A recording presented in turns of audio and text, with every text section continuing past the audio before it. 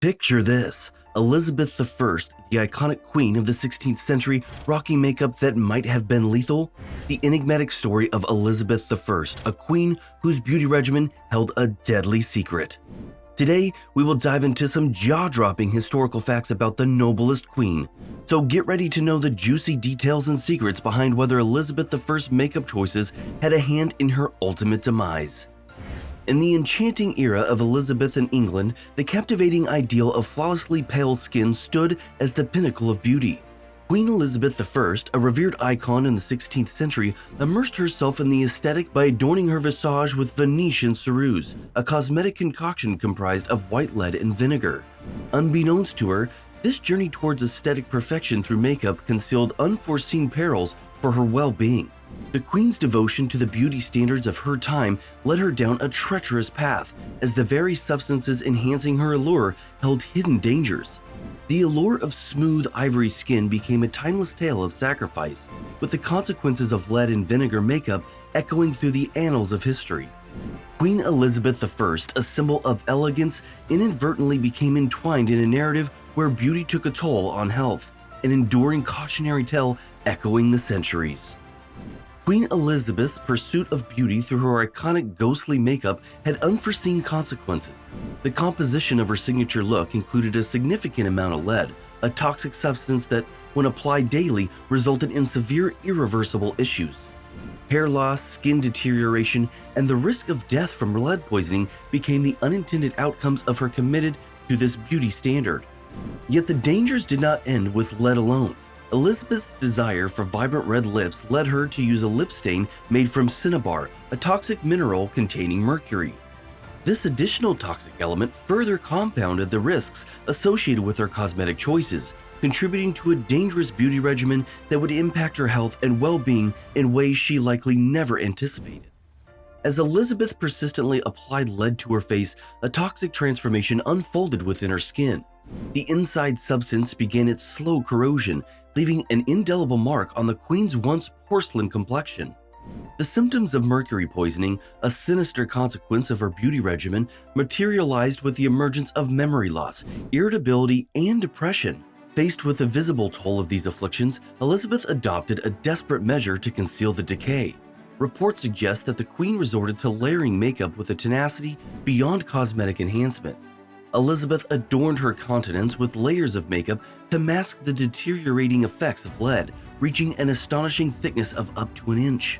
The cosmetic armor, akin to a mask, became both a shield and a testament to the lengths she would go to maintain the illusion of regal perfection. Behind the facade of beauty, however, lay the silent erosion of health as the toxic substance exacted their toll on Elizabeth's well-being. In her youth, Queen Elizabeth confronted the formidable adversary of smallpox, an encounter that bestowed upon her lasting scars.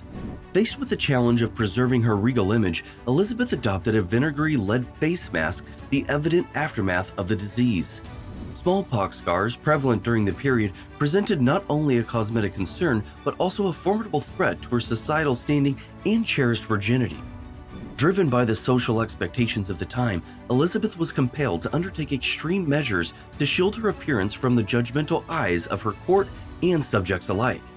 In navigating the complexities of royal life, the queen's decision to don the lead-based cosmetic veil was a strategic move to mitigate the visible consequences of her earlier battle with smallpox, highlighting the enduring pressures historical figures faced to conform to societal standards of beauty and prestige.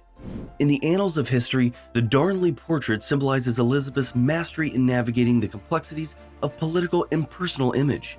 It reflects the lengths to which she went to shape public perception, using art to perpetuate a carefully constructed myth that transcended the realities of her physical appearance and the challenges posed by the beauty standards of her time. To combat the signs of aging, Elizabeth resorted to wearing wigs to cover the effects of lead on her hair. However, in 1599, the Earl of Essex revealed the queen's mostly bald pate, shattering the secret and exposing the toll that years of lead application had taken on her appearance. Elizabeth I took deliberate measures to control her public image in an age where the expectations for female rulers were scrutinized. Understanding the power of visual representation, she issued a decree forbidding unflattering portraits and demanded that painters portray her in a light that reflected her youth and vitality. The Queen, well aware of the influence of perception on politics, was determined to present an image of strength and regality to her subjects. The pinnacle of this artful manipulation of her image was encapsulated in the famous Darnley portrait completed in 1575. This particular artwork became a refining model for subsequent depictions of Queen Elizabeth. Painted during a crucial period in her reign, the Darnley portrait was a strategic tool in perpetuating the illusion of her unyielding beauty and grace. Despite the challenges posed by the effects of lead makeup on her skin, Elizabeth recognized the significance of maintaining a facade of youthful vigor. The Darnley portrait, created by an artist who skillfully navigated the delicate balance between reality and idealization, became a crucial instrument in the Queen's campaign to project an image of timeless elegance. The painting featured her in a manner that concealed the signs of aging and the toll taken by the toxic substance present in her cosmetic regimen. The portrait, with Elizabeth adorned in regal attire and radiating an air of authority, successfully masked the imperfections brought about by the lead-laden makeup she used. The artist's prowess in capturing her essence without highlighting the physical effects of her beauty regimen played a crucial role in perpetuating the carefully crafted myth of Elizabethan splendor. For Elizabeth, the Darnley portrait was more than a mere representation. It was the loyalty and admiration of her subjects. In an era where the public's perception of a ruler could sway political alliances and influence the course of history, the visual narrative carefully constructed through portraits held immense power. The legacy of the Darnley portrait extended far beyond its creation, influencing subsequent depictions of Elizabeth I in various artworks. Following the established model, artists continued to portray the Queen in a way that aligned with the idealized image crafted in the iconic painting. This artistic legacy served as a testament to the enduring impact of Elizabeth's strategic approach to image management. As Elizabeth's health declined, she refused to let doctors examine her, standing for 15 hours straight in the last months of her life. She believed that lying down would lead to her demise. On March 24, 1603, Elizabeth passed away, with potential causes of death including cancer, pneumonia, and the cumulative effects of lead and mercury poisoning. Elizabeth's mortal remains, tainted by a lifetime of exposure to lead and mercury, and reportedly experienced a macabre event after her passing. Accounts from the time suggest that her body, saturated with toxic substances, burst into her coffin, emitting noxious vapors. This phenomenon, dubbed exploding casket syndrome, has been met with skepticism and often dismissed as propaganda to tarnish the Queen's legacy. The intriguing nature of this purported occurrence has fueled speculation and debate among historians and scholars. While some attribute the notion to exaggerated narratives or political agendas of the time, others consider the possibility that certain burial practices and conditions may have contributed to such a phenomenon. Exploding casket syndrome, in modern terms, refers to the occurrence of gases and fluids generated during the decomposition of a building within a sealed coffin, leading to a burst or rupture. Though it's generally associated with poor sealing or airtight caskets, the idea of it happening to historical figures like Queen Elizabeth I adds an element of mystery to her final moments. Despite skepticism, the accounts of Elizabeth's body purportedly bursting in her coffin persist in historical records. The circumstances surrounding her death, including the potential causes such as cancer, pneumonia, and the cumulative effects of lead-mercury poisoning, further amplify the enigma surrounding her passing. The legacy of Queen Elizabeth I, marked by her pursuit of beauty through toxic cosmetics, continues to captivate the imagination of those fascinated by history. The story of the alleged bursting coffin serves as a peculiar footnote in the broader narrative of Elizabeth in England, adding a touch of the macabre to the historical accounts of one of the most iconic figures of the 16th century. In the final days of her illustrious reign, Queen Elizabeth I faced a grim recommendation from her physicians. A mere week before her passing, these medical advisors proposed a daring procedure: the removal of a coronation ring that had encircled her finger for an astonishing 45 years. The significance of this seemingly routine act went beyond the realms of royal jewelry. It delved into the intricacies of Elizabeth's well-poisoned skin and the potential implications of blood poisoning. The coronation ring, a symbol of regal authority and longevity, had become more than a mere accessory. It had embedded itself into the very fabric of Elizabeth's existence. However, the passage of nearly half a century had not been kind to the monarch of the ring. The prolonged contact with Elizabeth's skin, tainted by the effects of lead and mercury from her cosmetic pursuits, had taken a toll on both the ring and the queen herself. As the doctors contemplated the removal, they couldn't overlook the looming threat of blood poisoning. Elizabeth's skin, already compromised by years of exposure to toxic substances, faced the risk of further deterioration and potential infection. The decision to address the issue directly by removing the coronation ring was undoubtedly delicate, considering the queen's frail health and the intricate web of complications woven by her relentless pursuit of beauty. This proposed procedure added a layer of complexity to the mystery surrounding Elizabeth's demise.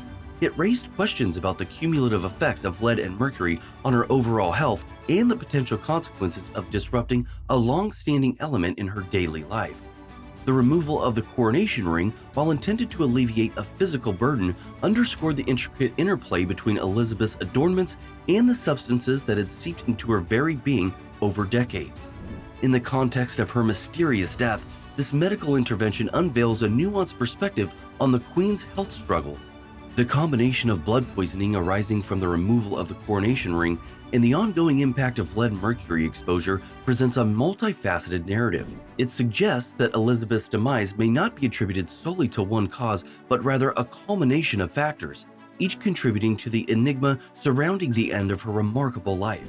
As historians delve into the layers of Elizabethan history, the recommendations to remove the coronation ring is a poignant moment that encapsulates the fragility of life.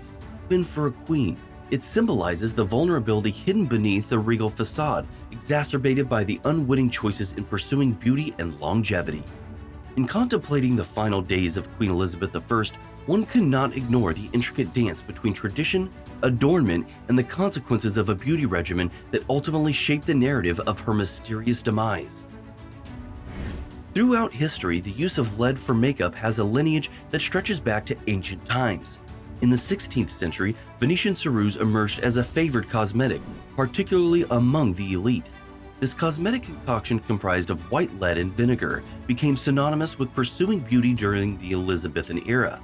Despite the availability of knowledge regarding the detrimental effects of lead and mercury, society remained oblivious to the poisonous nature of these substances for centuries. The alluring desire for flawless, blindingly white skin overshadowed the potential risks associated with these toxic ingredients. Queen Elizabeth I, a prominent figure of that era, exemplified this pursuit of beauty at any cost, as she adorned herself with lead-based makeup, unaware of the harm it would inflict on her health. The legacy of this relentless pursuit of beauty persists into modern times. Having eventually recognized lead and mercury's dangers, society now navigates the delicate balance between aesthetic aspirations and health consciousness. The historical precedent of sacrificing well-being for beauty is a cautionary tale, urging individuals to approach cosmetics with a heightened awareness of their ingredients. In contemporary society, where beauty standards continue to evolve, the echoes of this enduring history reverberate. The quest for an idealized appearance, often fueled by societal expectations and media influence, prompts individuals to make choices that may compromise their health. As advancements in cosmetic science continue, it becomes imperative to learn from the past, ensuring that beauty practices prioritize well-being over potentially harmful substances. The tale of lead-based cosmetics serves as a reminder that the pursuit of beauty should not come at the expense of one's health, urging individuals to embrace a more informed and conscientious approach to personal care. So this is all about today's video. Do like and share the video. For more terrifying videos, click the subscribe button on our channel. This was today's episode of We Warned You. Stay tuned for the next one and stay curious and vigilant. Goodbye for now.